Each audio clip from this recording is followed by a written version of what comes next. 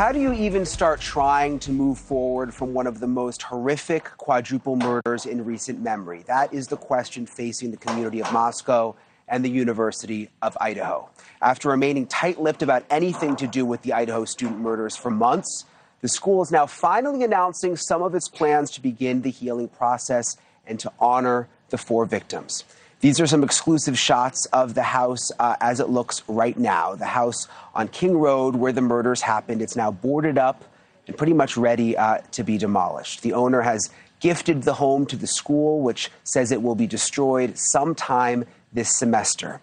In preparation, a crime scene cleanup company was there last week to do trauma remediation. That's really just a fancy way of saying crime scene cleanup.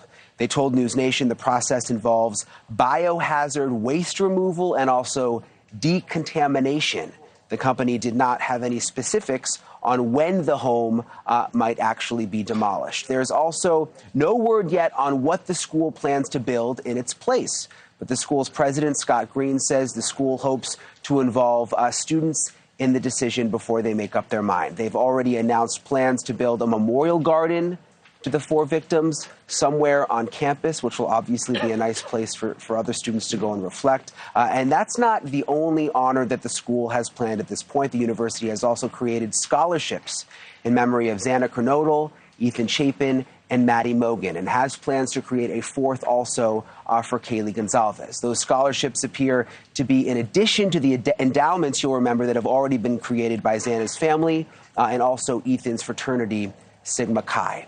According to a statement from President Green, we will never forget Xana, Ethan, Madison, and Kaylee, and I will do everything in my power to protect their dignity and to also respect their memory. I want to bring in now Caitlyn Becker. She is a senior reporter with dailymail.com. Caitlyn, thank you for being with us. I was just watching your coverage from Idaho. I know you just returned from there not long ago. The latest that I've been able to confirm through the university is that the demolition will happen sometime this semester, so soon, but I haven't been able to nail down a specific timeline. Do you have any more information about when it might happen? Well, Brian, at this point, there isn't a specific timeline because a lot of things need to be lined up in order for the demolition to happen successfully and safely. And that is what they're doing right now, getting all of those logistical ducks in a row. I mean, as you said, I just returned from Idaho a few weeks ago. You spent quite a bit of time there. And you know that this area at King Road is a very small street. It's surrounded by other single family homes as well as that larger apartment building right next door. So to actually tear the building down, you're really going to need to make sure it's done as safely as possible because it is such a densely populated residential area.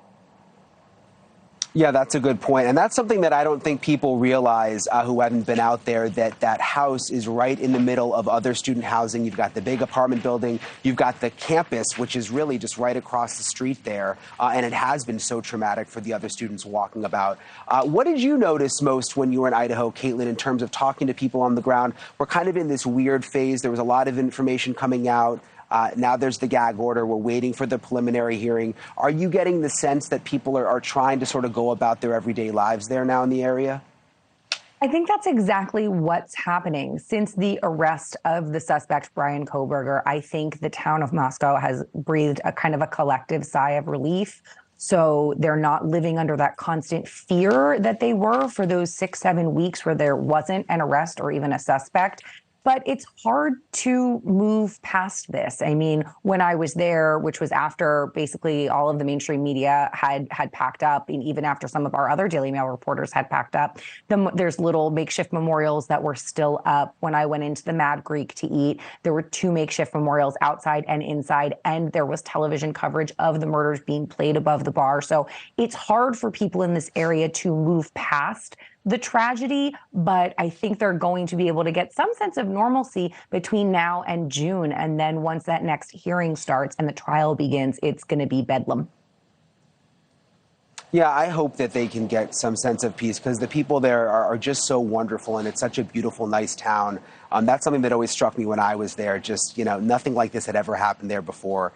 they weren't ready to process this. I mean, who would be? Something else I want to ask you about, though, that's interesting when you compare to what's happening here with Murdaugh. They're now taking the jurors here out to the crime scene to show them where it happened so they can visualize it for themselves. That apparently isn't going to happen here if this case goes to trial in Idaho, if they tear the house down. Granted, I was there when they did the 3D imaging, so they'll probably have other options. But have you heard any concerns about that?